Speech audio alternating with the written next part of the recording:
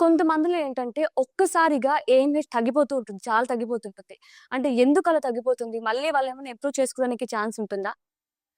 AMH సడెన్‌గా తగ్గిపోవడం అనేది యూజువల్‌గా చూడమండి. It is a very slow process. గ్రాడ్యుయల్‌గా తగ్గడమే ఎక్కువగా చూస్తాము.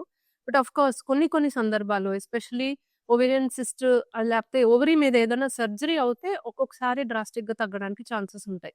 సో, ఏఎంహెచ్ తగ్గడం అంటే ఎగ్ కౌంట్ తగ్గడం. ఇది యూజువల్లీ గ్రాడ్యుయల్ ప్రాసెసే. ఏజ్ పెరిగే కొద్దీ తగ్గుతూ ఉంటుంది. కొన్ని కొన్ని ఆటో ఇమ్యూన్ కండిషన్స్ ఉన్నా, ఏదన్నా ఇన్ఫెక్షన్స్ ఉన్నా కొన్ని కొన్ని సందర్భాల్లో గూడా తగ్గుతుంది. కానీ అది సడెన్‌గా డ్రాస్టిక్‌గా అయితే తగ్గదు. అండ్ ఒక్కసారి తగ్గిన తర్వాత దీన్ని ఇంప్రూవ్ చేయగలమా అంటే యూజువల్లీ చేయడానికి కుదరదండి. ఆడవాళ్ళకి పుట్టుకతో ఫిక్స్డ్ నంబర్ ఆఫ్ ఎగ్స్ ఉంటాయి. పెద్ద మనిషి అయిన దగ్గర నుంచి అది తగ్గుతానే వస్తుంది. So, at a particular point of time ఎన్ని ఎగ్స్ ఉన్నాయో వాటితోనే మనం ఏదన్నా ట్రీట్మెంట్ ప్లాన్ జేసుకోవాలి. ఎగ్ నంబర్ పెరగడానికి ఎటువంటి ట్రీట్మెంట్ ఆప్షన్స్ అయితే అవైలబుల్ లేవు.